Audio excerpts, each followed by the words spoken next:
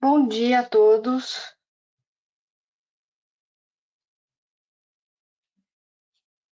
Hoje estamos na nossa primeira apresentação do PTV Talks de 2021 e contamos com a presença ilustre da Mariló. Mariló, por Thank you. favor, se apresente. Thank you very much for such a nice thing. I understand Portuguese, but I'm so sorry. My apologies. I cannot speak in Portuguese. So yeah, my name is Marilu Martin Gasulla. I'm the product manager for academia and research in PTV Group in headquarters in Karlsruhe, Germany. And thank you very much, everybody, for attending this session. Obrigada, Mariló, por estar aqui com a gente. A gente está muito feliz de contar com a sua participação e com todo o seu apoio à Academia Brasileira nesse último ano que se passou. Muito obrigada. Para quem não me conhece, eu sou a Luísa, trabalho na PTV do Brasil, já vai fazer 2 anos, e estou trabalhando aí junto com vocês, junto com a academia, e conheço muito dos estudantes que estão apresentando e que estão participando. É um prazer estar aqui com vocês de novo. Hoje a gente tem a nossa primeira sessão do PTV Talks Estudante de 2021 aqui no Brasil. E nós vamos contar com apresentações da Universidade Federal do Ceará, com o Vitor Castro, falando um pouquinho de modelagem de motocicletas. Uma apresentação do William Berté, da Universidade Federal do Espírito Santo, falando de melhorias e segurança numa intersecção no Espírito Santo. E, por último, a apresentação do Gabriel Paulino, do Centro Universitário FEI, fez uma análise de adequação de acesso de veículos no campus universitário da sua faculdade.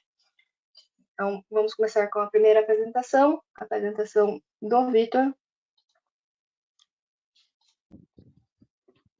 Tá dando para ver? Sim. Bom dia, meu nome é Victor Bruno, eu sou da Universidade Federal do Ceará e meu orientador é o professor Manuel Mendonça. E o título do trabalho é Modelagem do impacto das motocicletas na fluidez de interseções semaforizadas em redes de microsimulação.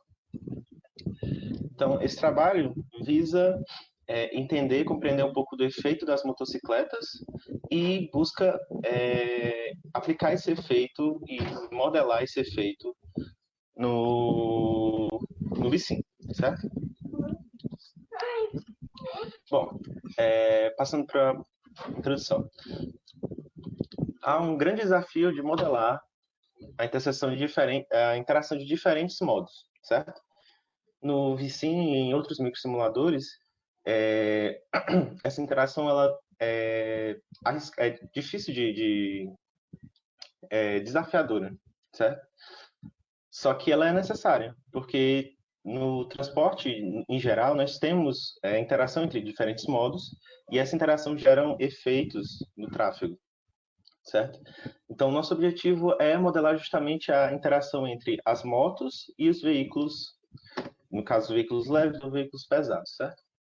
Existem poucos trabalhos que abordam a modelagem das motocicletas em si, ok? E, nesse sentido, nosso trabalho tem uma relevância porque há um crescimento no uso desse modo.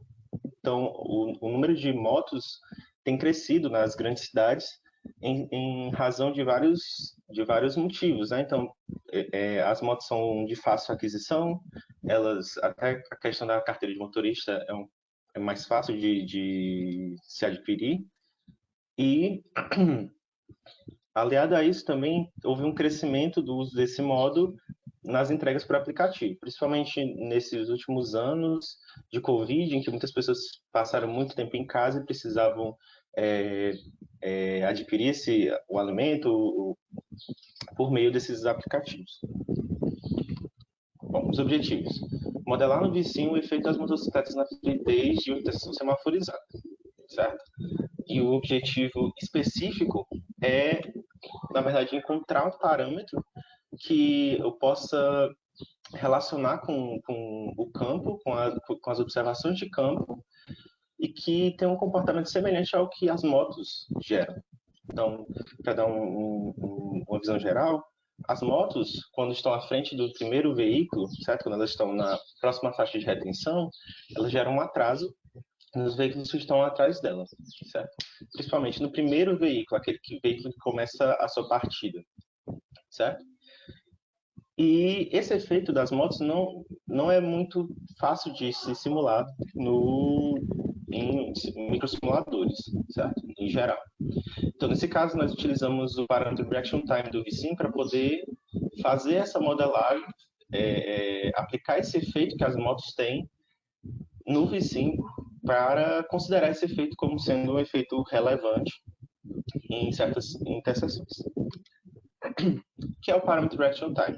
Ele é o atraso que o veículo experimenta a partir do instante de virada do semáforo para verde. Então, o semáforo está em sinal vermelho, aqui nesse instante T0, e quando ele vira para verde, o veículo ainda não está se movendo, certo? Quando ele começa a se mover, existe um gap, um atraso de tempo, que é justamente o que eu estou chamando aqui de RT. É a diferença desse T2, que é o instante em que ele começa a se mover, e o T1, que é o instante em que passa de vermelho para verde o semáforo. Então, no V-Sim, ele assume uma distribuição, pode ser uma distribuição empírica, que é informada pelo operador, ou uma distribuição normal, certo? Nesse caso, nós resolvemos trabalhar com a distribuição normal, porque nós podemos definir dois parâmetros específicos, no caso da distribuição normal, que é a média e o desvio padrão. E nós trabalhamos justamente com esses parâmetros, com foco de encontrar combinações desses parâmetros que gerem resultados próximos aos que nós vemos em campo. Okay? Então, passando um pouco para o método, primeiramente houve uma coleta dos dados a partir dos vídeos, e foram dois dados principais que foram coletados, certo? Que é o volume de motos que se acumula à frente, próximo à faixa de retenção, para cada ciclo, e também o somatório dos 4 primeiros headways dos veículos. Então, mais à frente eu vou mostrar um pouco mais. A partir desses dados foi feita uma análise exploratória, e também a partir dessa análise exploratória nós entendemos um pouco como seria a nossa estratégia de calibração e de codificação, certo? Então, os próximos passos seriam a codificação da rede e a calibração do modelo. O H4, que nós chamamos aqui de headway quarto acumulado, é o somatório dos 4 primeiros headways dos primeiros veículos, certo? Nós temos aqui uma demonstração, né, dos headways para cada veículo em uma posição. Então, o veículo que está na primeira posição ele tem os headways maiores, e isso vai caindo ao longo da fila. Então, esses headways maiores se devem ao atraso que é experimentado na partida dos veículos. Então, nós estamos utilizando essa medida para avaliar a presença de motos e qual é o efeito que essa presença causa. Certo? Então, nós temos aqui a nossa segunda variável, é o chamado VMF, que significa volume de motos à frente. Então, aqui nessa figura, nós podemos ver que existe um volume de motos à frente de 4. Então, existem 4 motos à frente desse primeiro veículo.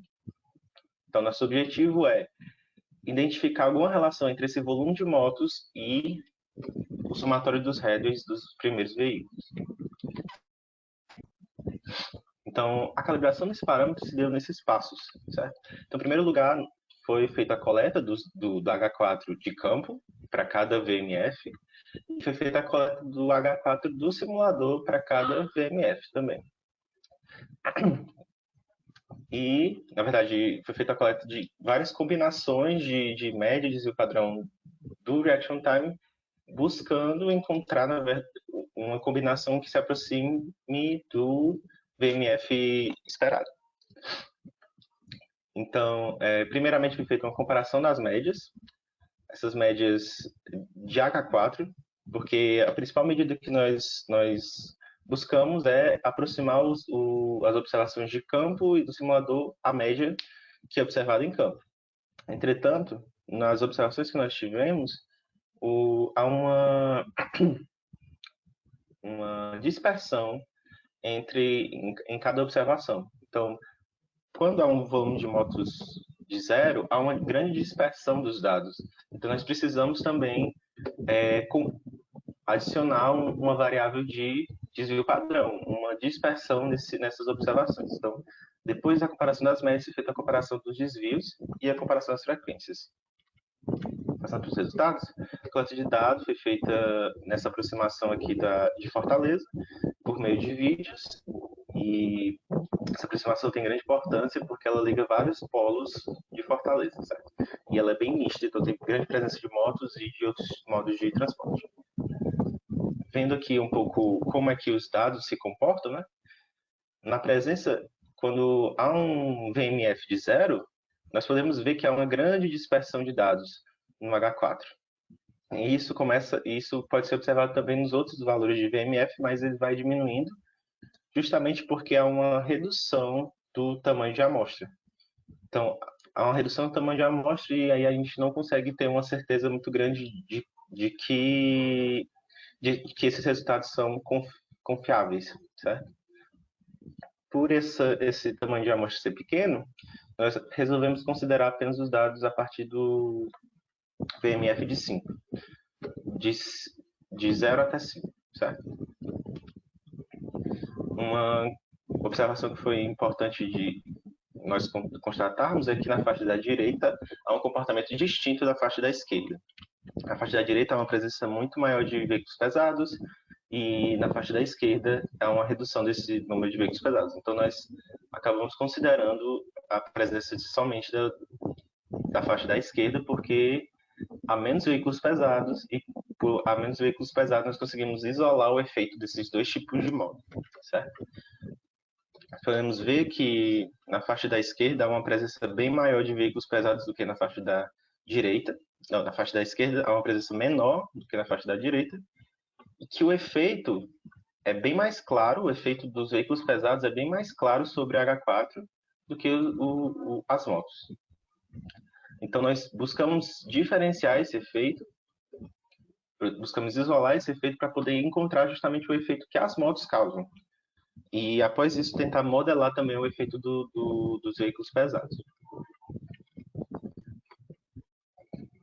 Bom, pode-se observar aqui, nessa regressão, que há um crescimento do H4 conforme o crescimento do volume de motos à frente. Então, uma moto, por meio dessa regressão, nós podemos ver que uma moto gera um atraso de 0,4 segundos, enquanto que, quando não há nenhuma moto, há em torno de 14,43 segundos de H4. E há uma relação crescente entre essas duas variáveis. A parte da codificação foi feito o traçado das curvas, os semáforos, o volume de tráfego, o direcionamento dos veículos e a proporção dos modos de transporte. Nesse caso, nesse estudo, foi feito somente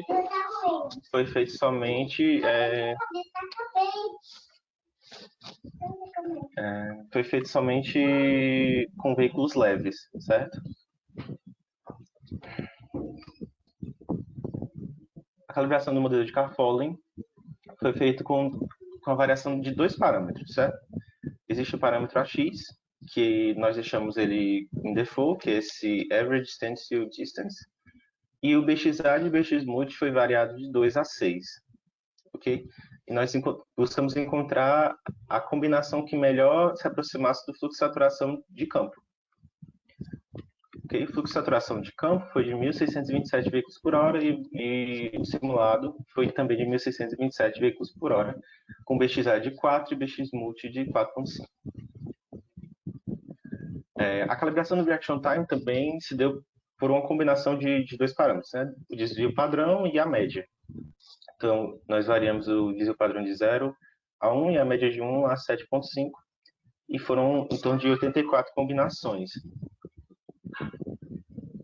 E aqui é o resultado da nossa metodologia. Nós encontramos uma combinação que se aproximasse o máximo possível do que é observado em campo. Então, primeiramente, nós, observando aqui esse gráfico, nós podemos ver como a média se aproximou da média de campo, certo? Então, aqui em torno de 0,2 de erro, e aqui eles se aproximaram bastante. Mas o nosso critério não era somente a média. A média, realmente, eles se aproximaram bem, mas nós queríamos também que a distribuição desses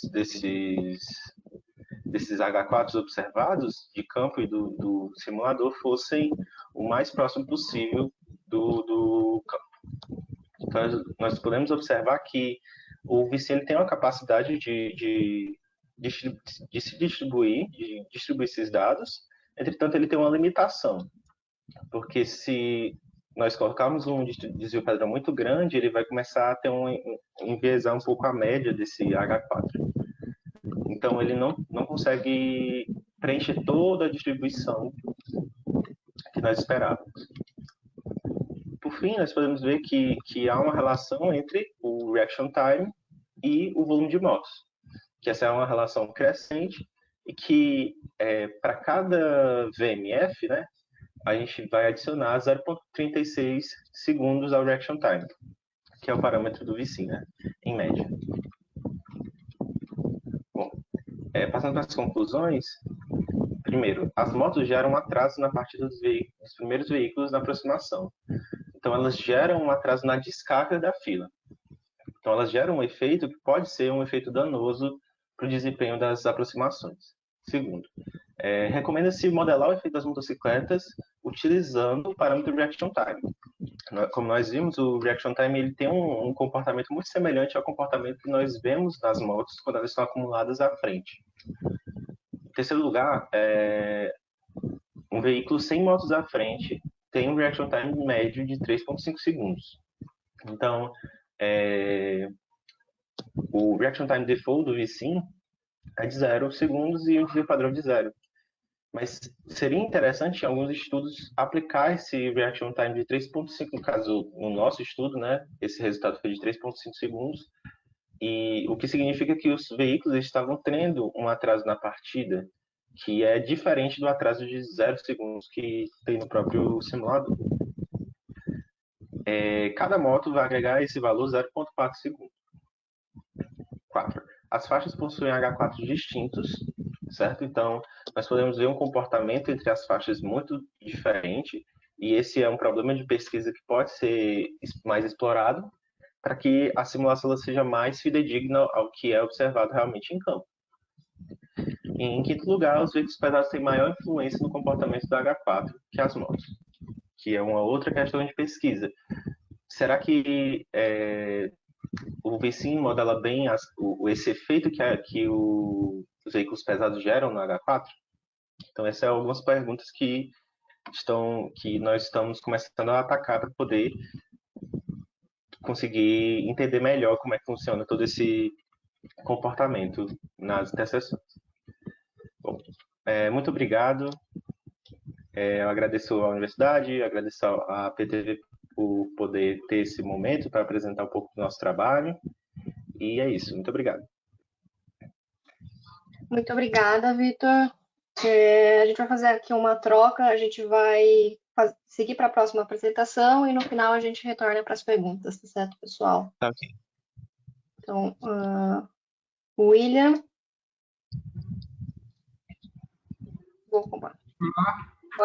Pode compartilhar sua tela agora. Olá, Luísa. Tá vendo minha apresentação aqui? Sim, pode começar. Certo.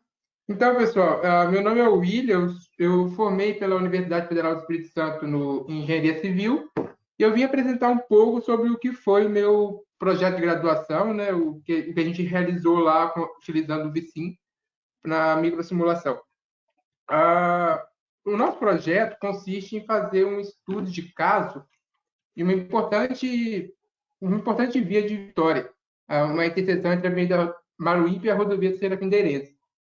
Essa interseção em específico ela é um gargalo no sistema viário de Vitória e é um desafio presente por muitos anos, porque é um cenário bastante desafiador, é bastante confinado com cadeias de maciços rochosos, é bem povoado. Então, quando eu propus esse estudo, tanto o meu orientador quanto o engenheiro da prefeitura, que era meu contato na prefeitura e que me ajudou bastante, o Ivan, falaram: William, você está maluco, esse lugar a gente estuda há muitos anos e até hoje não tem uma solução para ele. Então, era um desafio que eu, junto com o meu colega Alexandre, a gente se propôs a fazer sob a orientação do professor Caus, Antônio Luiz Caus. Então, assim, o objetivo do estudo era encontrar uma solução que melhorasse tanto a mobilidade quanto a segurança desse local. Ele é um local que ocorre bastante acidente devido a sérios conflitos entre automóveis e pedestres. Então, a gente queria trabalhar nessas duas frentes, e o VICIM foi uma das ferramentas que foram essenciais para a construção desse projeto. A região de estudo, só para contextualizar um pouco, é essa interseção em destaque aqui no centro. Ela está bem próxima ali do centro geográfico da cidade, e ela é a ligação entre duas vias arteriais secundárias. Uma delas, a rodovia Serafim-Derenze, que orienta todo esse tráfego da região oeste da cidade para a região leste, passando aqui através da Avenida Maruípe. Então, é uma interseção em T, onde a gente tem essa rodovia Serafim-Derenze chegando na Avenida Maruípe, que vai distribuir pelo resto da cidade. Aqui no centro é um maciço rochoso, então não tem ligação. Todos esses caminhos que mostram no mapa são apenas trilhazinhas ou coisa do tipo.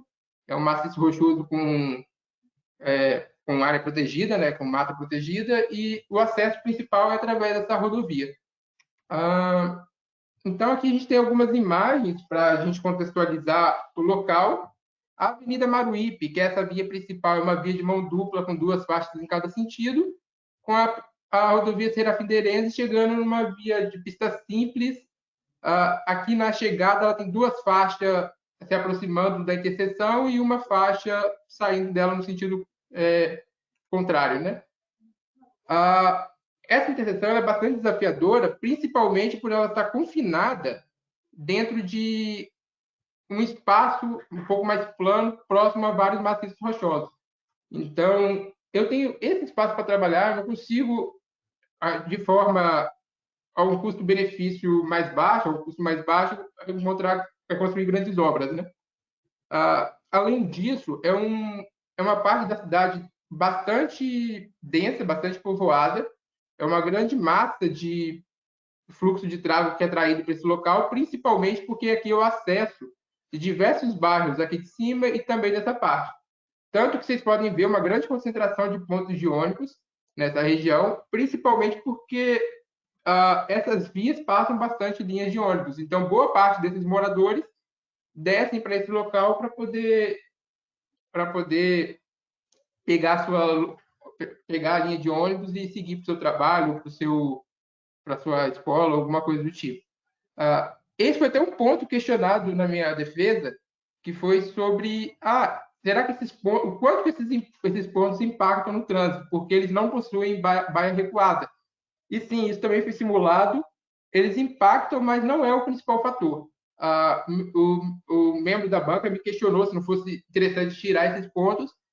O problema é que qualquer lugar que eu tenha mover esses pontos para baixo ou para cima ao longo da Avenida Maruípe, eu vou obrigar os moradores dessa região a caminhar um percurso maior. Então, o que eu estou beneficiando os automóveis, eu estou prejudicando o sistema de transporte público e os pedestres.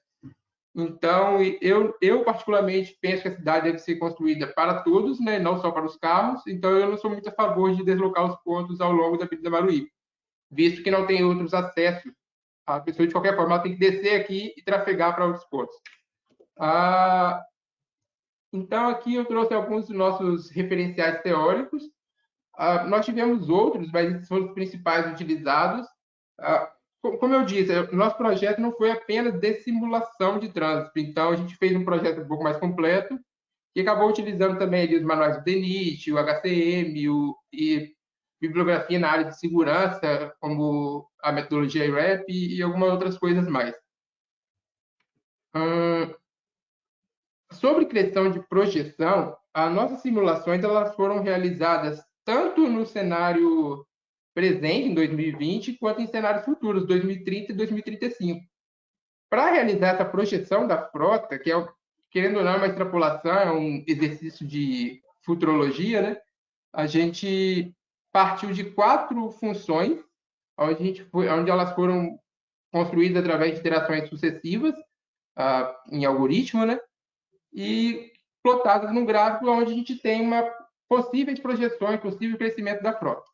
A escolha delas dependeu de uma série de fatores, uma série de decisão que eu, junto com o Alexandre e o professor, decidimos, onde a gente levou em consideração parte do nosso referencial teórico, que afirmava que as cidades estão passando por um processo de estabilização da frota, que alguns referenciais dizem que os jovens não estão mais se interessando tanto pelo veículo próprio, como antigamente, e também levando em consideração os efeitos da pandemia, onde houve uma popularização do home office e também o crescimento das compras online, tanto de alimento quanto de produtos, né? Então, tudo isso aí é uma mudança de cenário, uma mudança de paradigma que a gente tentou levar em consideração e, a partir disso, definir qual extrapolação a gente ia assumir como o crescimento da frota. Entrando um pouco mais na parte de simulações, nós simulamos 22 cenários, sendo um deles o cenário atual, né, um cenário de controle, e mais 21 propostas de soluções para esse local. Todas elas foram simuladas para os anos de 2020, 2030 e 2035, atendendo as normas DENIT, que define 10 anos para a projeção. A gente acabou optando por 15 anos também, já considerando possível atraso em execução da obra, né? Então, a gente considerou um atraso de 5 anos, e então mais 10 anos para esse projeto estar válido, né? Todos esses cenários, em todos esses anos, eles foram simulados 25 vezes, de forma a absorver ali as flutuações estatísticas do VICIM, né? Conseguir uma média ali um pouco mais precisa. E assim, esses cenários, para poder avaliar qual é melhor, qual que é pior, quais são os melhores para serem implementados na prática, né? A gente avaliou esses critérios de avaliação. Então, nível de serviço global de interseção, ganho médio de tempo de viagem para os condutores, fila média, média de atrasos e dentre outros ali. Um dos critérios mais importantes que a gente trabalhou foi o ganho médio do tempo de viagem. O quanto que os motoristas vão ganhar de tempo no dia a dia se aquela solução for implementada. Aqui a gente tem um videozinho do cenário atual, como que está a situação. Mas eu não vou conseguir passar. Eu acho que hoje o nosso tempo é um pouco curto, né? Mas, assim, conforme o VICIM, o cenário atual ele atingiu o nível de serviço F, completamente saturado, né, com filas bastante extensas. E, assim, apesar de eu não ter conseguido realizar uma calibração de campo, devido ao fato da pandemia existir e eu não ter carro trafegando, na época, como na época a gente estava numa quarentena lá no Espírito Santo e também era uma quarentena, uma semi-quarentena ali, eu não tinha muito carro para fazer uma calibração adequada.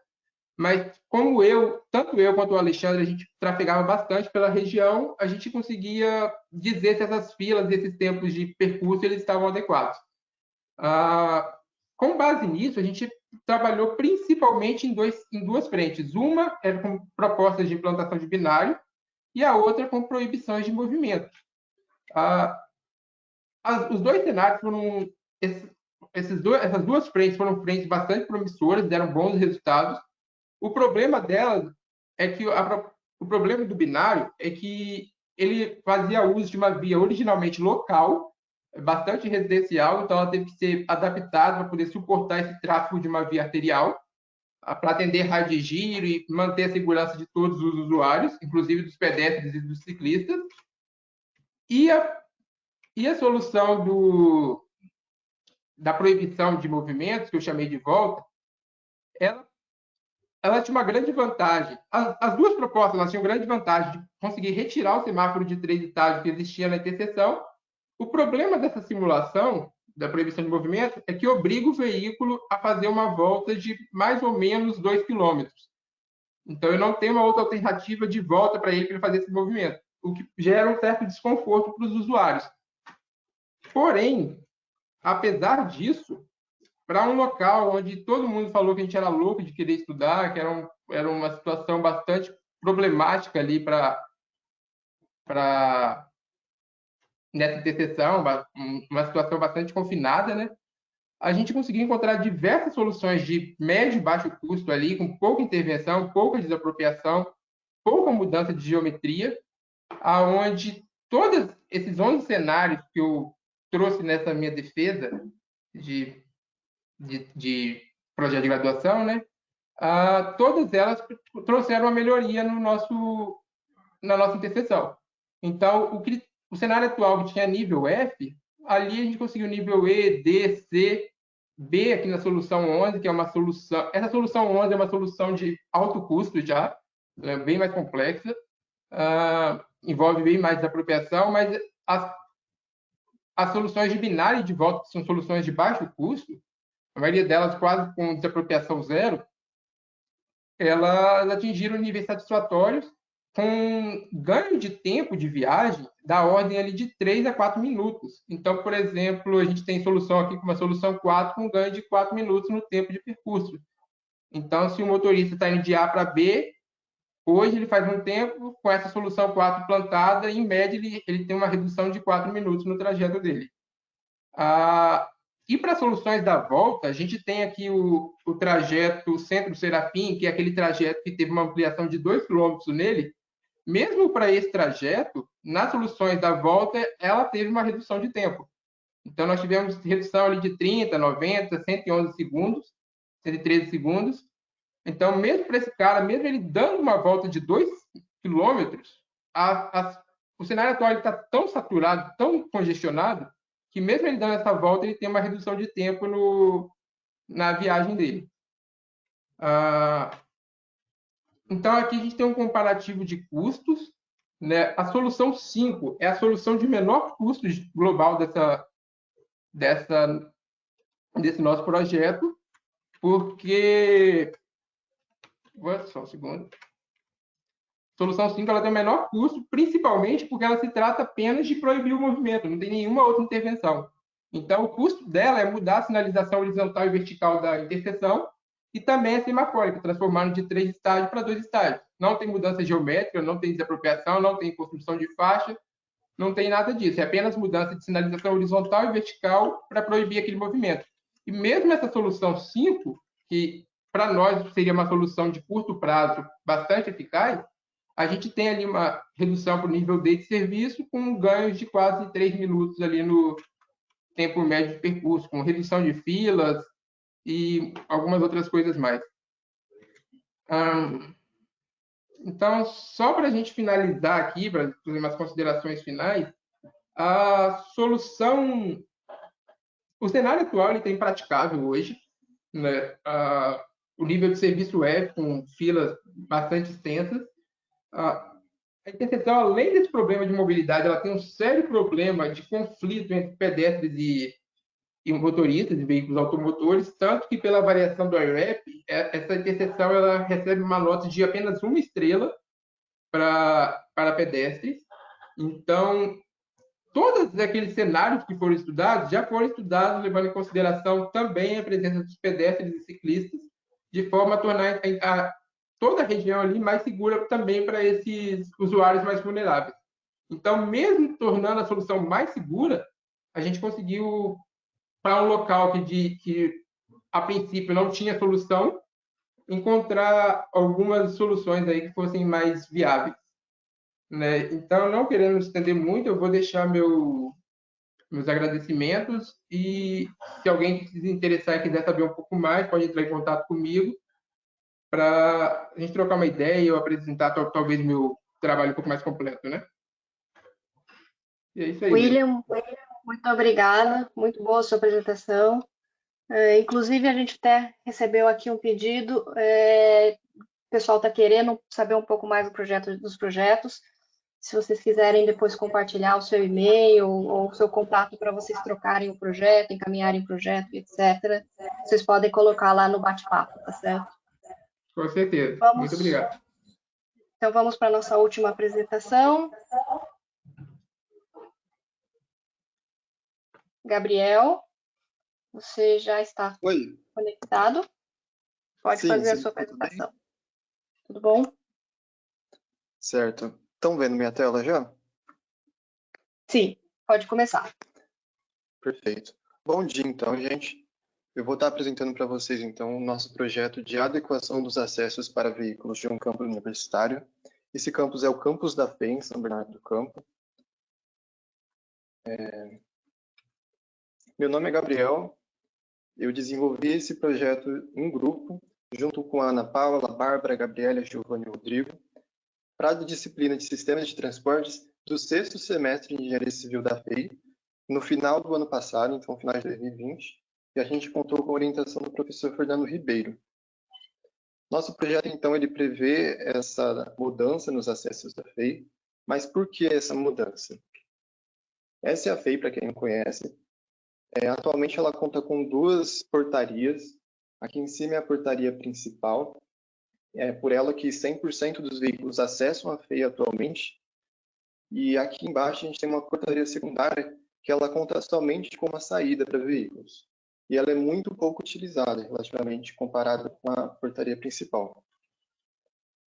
E em função dessa polarização da saída e do acesso dos veículos na portaria principal, a gente ocorre, né, um congestionamento, um trânsito dos veículos nos principais horários de pico nessa rua aqui de saída da FEI. Além desse fator, dessa polarização, um outro fator que contribui para isso é o acesso dos fretados.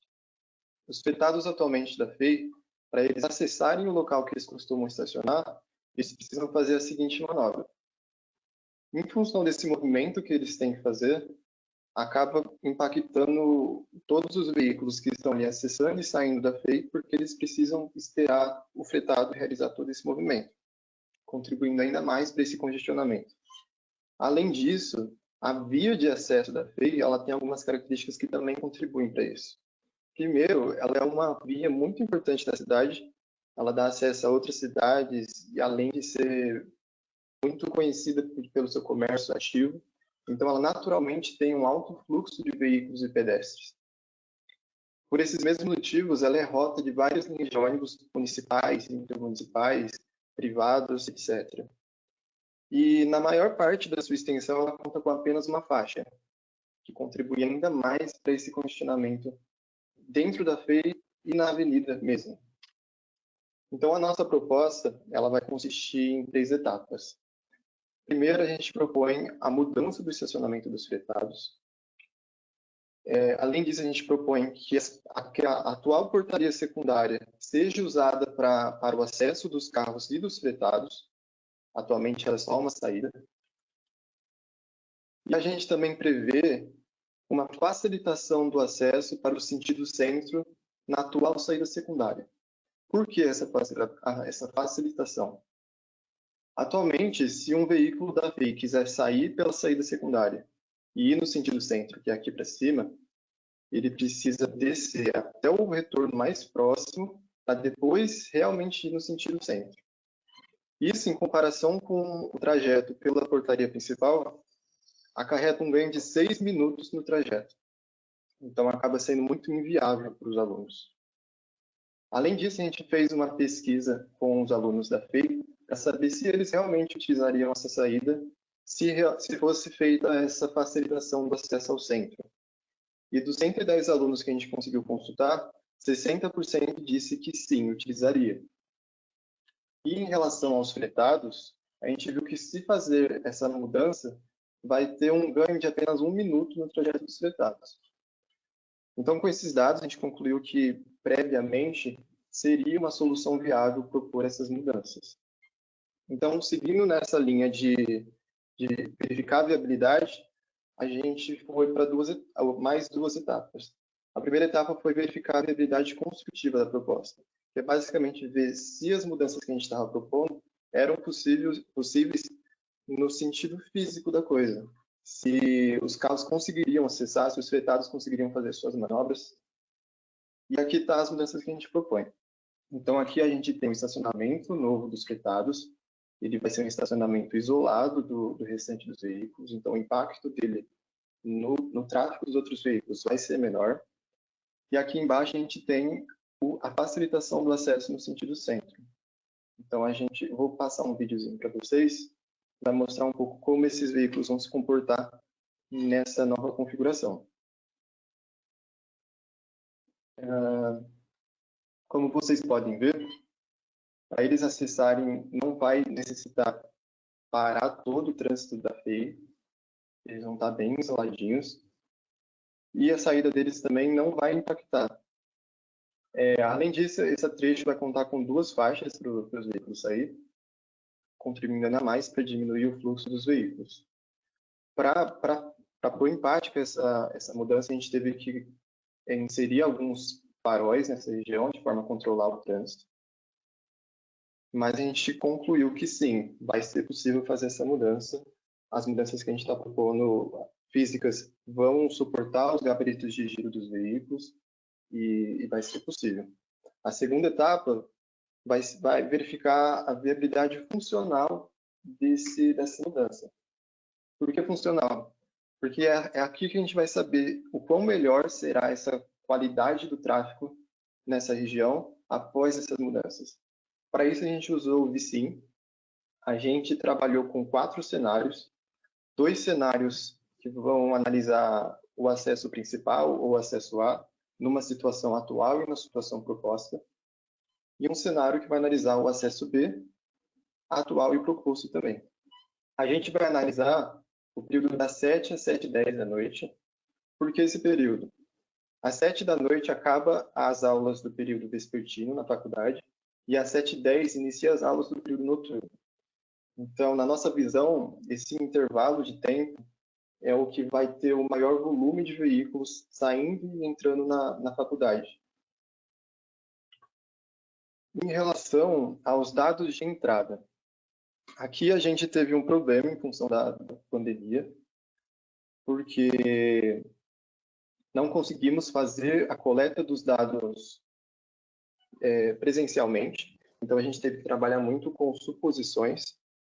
E a primeira suposição que a gente teve que fazer foi em relação ao fluxo próprio da universidade. Então a gente viu que a gente adotou os seguintes padrões, com base em consultas com professores, alunos da faculdade mesmo. 1.500 alunos, eles estudam no período da tarde e 2.000 alunos estudam no período da noite. A gente considerou, a gente obteve como dado daquela pesquisa que a gente fez, que 45% dos alunos que estudam à tarde possuem carro ou moto, então são motorizados. E no noturno, esse valor vai para 55%. E a gente considerou que, nesse período que a gente está analisando, 15% desses alunos motorizados estariam saindo e acessando a FEI. Para a gente conseguir os dados de entrada das vias em si, a gente trabalhou com alguns dados fornecidos pela CET de São Paulo. A CET é a Companhia de Engenharia de Tráfego, baseando-se em vias que tinham características parecidas com as que a gente está trabalhando, em relação ao número de faixas, em relação à estrutura de comércio da região. E também a gente tomou como base o nosso conhecimento da região. No nosso grupo, a gente conta com pessoas que acessam a FEI por transporte público, de carro, por fretado. Então, a gente tinha uma visão muito macro de como seria esse comportamento também. Aqui eu coloquei uma simulaçãozinha de como ficou uma das simulações. Eu não vou colocar todas por conta do tempo, mas essa é a situação atual do acesso secundário. Como resultados, para o acesso A, a gente trabalhou com alguns dados que o próprio VSIM dá para a gente. O primeiro deles é a velocidade média. A gente viu que a velocidade média no ponto da FEI estava em torno de 12 km por hora. E a velocidade média em um ponto da avenida mesmo estava em torno dos 16 km por hora. Isso no acesso A. E a gente viu que após as nossas mudanças, a gente teria para o mesmo ponto dentro da FEI um aumento da velocidade média que ia até 31 km por hora. E no mesmo ponto na avenida, a gente conseguiria também cerca de 32 km por hora. Então, por esses dados, a gente vê que o fluxo seria muito mais fluido. Um outro dado que comprovou isso foi em relação à quantidade de paradas que os veículos fariam nesse trajeto. Então, na situação atual, a gente tem cerca de 538 paradas. Essas paradas são em função, claro, de semáforos, mas também em função das paradas do trânsito mesmo. Então, a gente vê que é um número bem grande, e na situação projetada, a gente conseguiu abaixar para 59 paradas, que é basicamente as paradas em função dos semáforos mesmo. Agora, como que essas mudanças impactaram o acesso secundário, o acesso B? Atualmente, a gente tinha uma velocidade média naquele trecho dentro da P desse acesso B de 34, 33 km por hora. E na avenida, cerca de 50 km por hora. Essas são as velocidades mínimas definidas para essas duas vias. Após as mudanças, a gente conseguiu manter o padrão para os veículos dentro da FEI, ali na casa dos 30 km por hora. E na avenida, a gente conseguiu deixar ainda em torno dos 40 km por hora. Em relação à quantidade de paradas, antes da mudança haviam apenas 39 e após a mudança ficaram 253. Esse aumento das paradas também é em função da inserção dos semáforos nessa região, que não tinham antes. E a partir desses dados, o que a gente conclui? Que é sim viável, mas por que esse impacto na avenida do acesso secundário é tão menor em relação ao impacto na avenida principal? Essa via de acesso da portaria secundária, ela conta principalmente com três faixas. Isso contribui bastante para a gente conseguir diminuir esse fluxo e esse trânsito que poderia ser causado. Além disso, ela não é uma via tão movimentada quanto a do acesso principal. Ela é uma avenida muito importante também, ela corta a cidade toda e dá acesso a muitos lugares. Mas nesse trecho em específico, que é o comecinho dela, ela não tem um fluxo tão alto de veículos. Então, a gente comprovou a viabilidade dessas mudanças. Agora, para a implementação dela, seria necessária uma parceria entre a Prefeitura de São Bernardo do Campo e a FEI, porque envolve não só mudanças da infraestrutura da instituição, mas também do espaço público, né? E a gente levantou também alguns pontos que podem ser estudados ainda para melhorar a confiabilidade desse estudo. O primeiro, é claro, é validar os dados de entrada. Como eu disse, a gente se baseou muito em estimativas em função da pandemia, mas acreditamos que os dados que a gente conseguiu chegar refletem, sim, em parte, a realidade. Um outro ponto é estudar o comportamento dos veículos e das pessoas pós essa mudança. Por exemplo, a gente considerou que 15% dos alunos acessam e saem nesse período. Talvez, com essa melhoria, mais alunos passem a sair e acessar a FEI nesse mesmo horário. Então, é um comportamento a ser estudado. E analisar também o impacto dos pedestres nessa configuração, que foi uma variável que a gente não considerou nesse estudo. Bom, muito obrigado. Obrigado, PTV, obrigado, Luísa, obrigado a todos que assistiram. Fico aberto para responder qualquer questões e caso vocês queiram saber um pouco mais do projeto, podem entrar em contato comigo também. Muito obrigada, Gabriel. Obrigada aos três, ao Vitor, ao William e a você pela apresentação. Agora, então, vamos voltar para as perguntas, certo?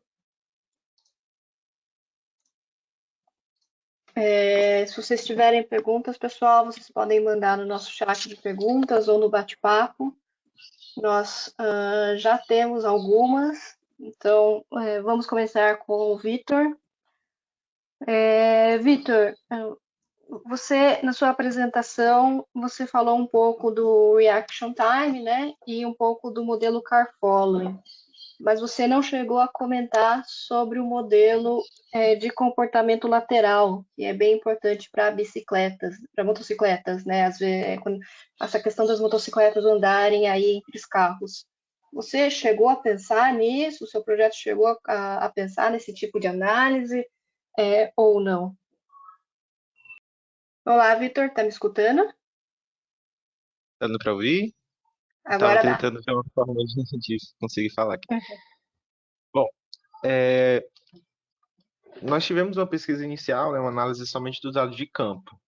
Foi constatado 3 comportamentos principais das motos, certo? Que é o comportamento, o primeiro, que é o que nós utilizamos nessa pesquisa, certo? Que é o comportamento quando elas estão acumuladas à frente, mas ela tem outros comportamentos, certo? Então, ela pode ficar entre veículos, de forma longitudinal, então vai ter um carro, aí depois da presença de carro vai ter algumas motos e depois outros carros ou outro tipo de veículo.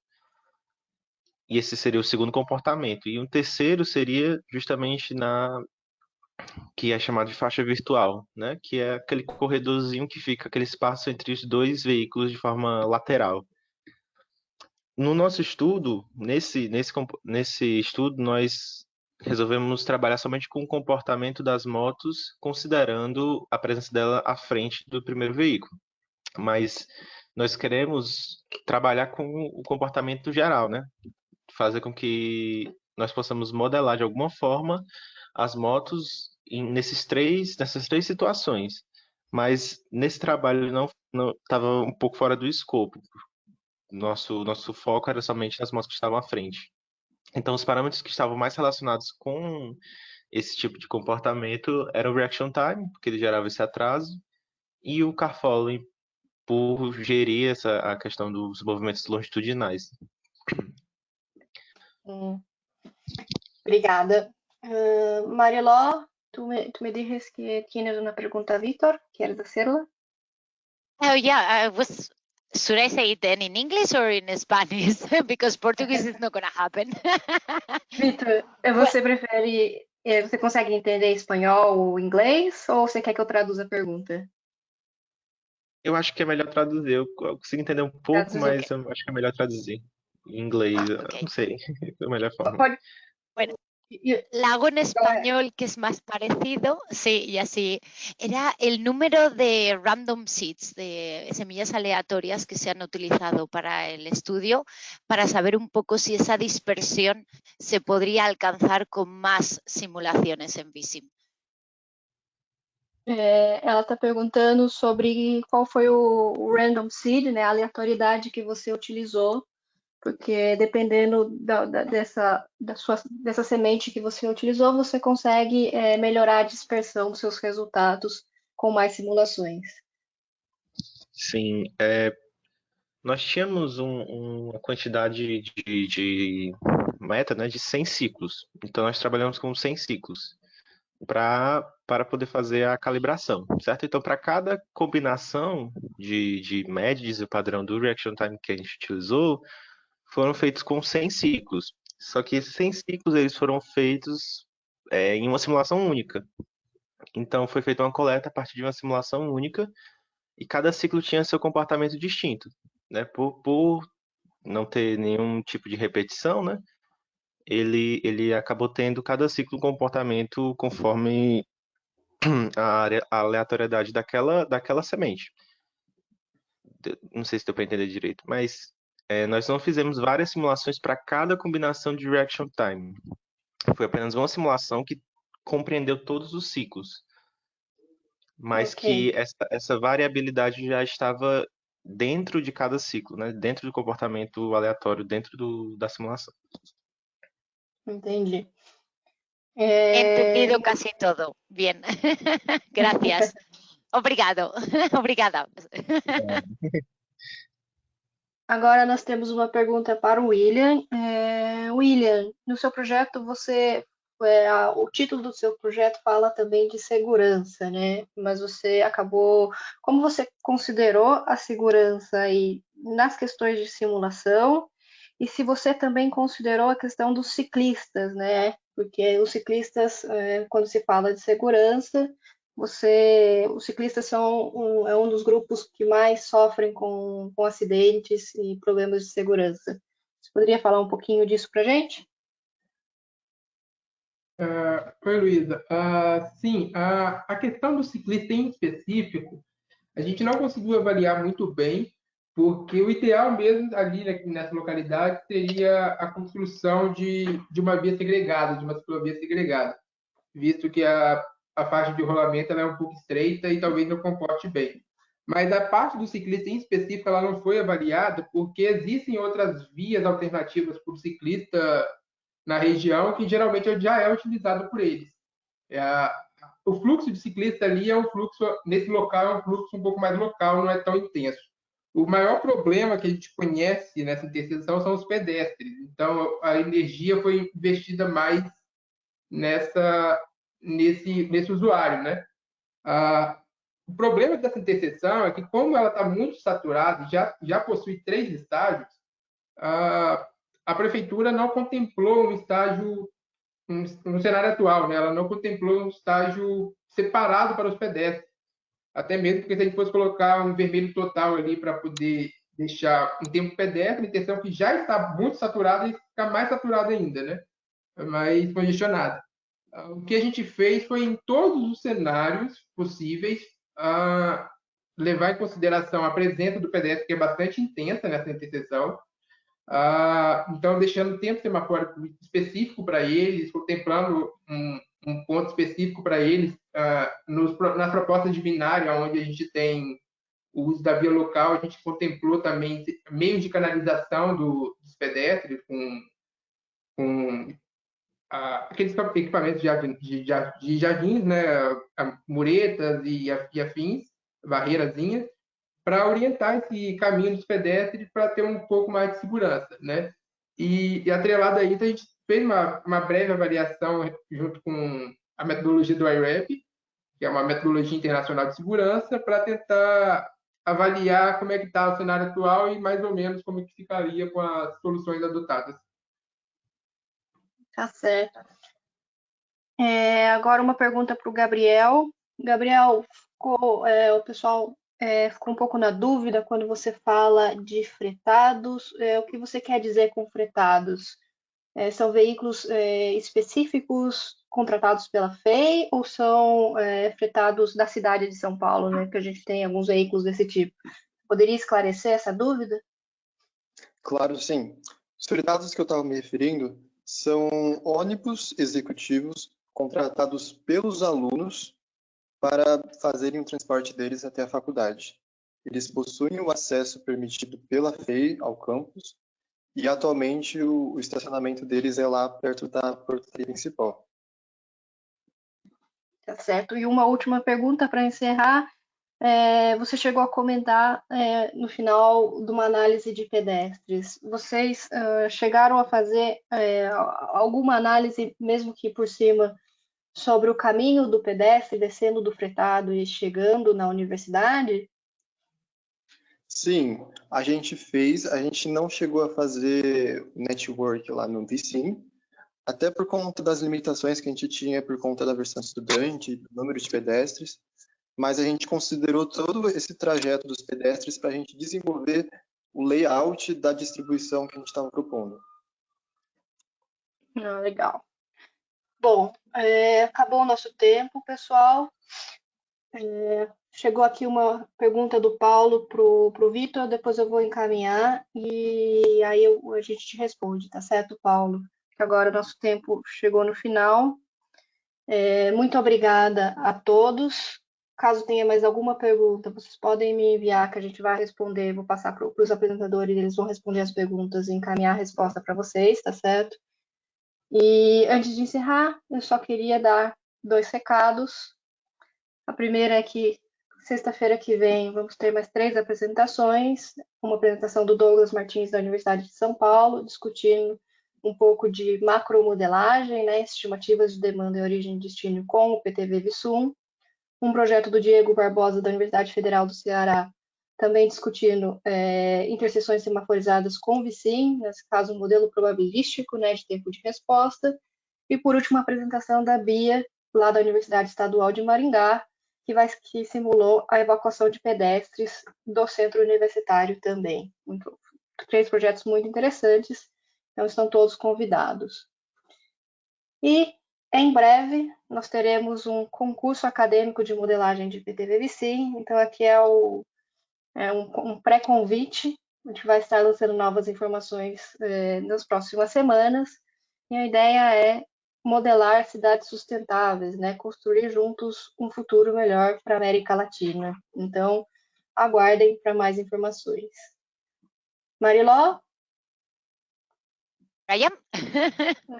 So thank you very much to yeah, thank you very much for everybody to attend. Also, I want to say that I answered in the question box some people that were asking about the presentations. They will be posted on YouTube from tomorrow, so you can watch them again and have in that way access to the slides. And also, we will pass one of the questions to Victor that was in the question box, so they can get in touch to answer that question. So, thank you very much. Obrigada. Muito obrigada a todos e nos vemos semana que vem. Tchau, tchau. Tchau.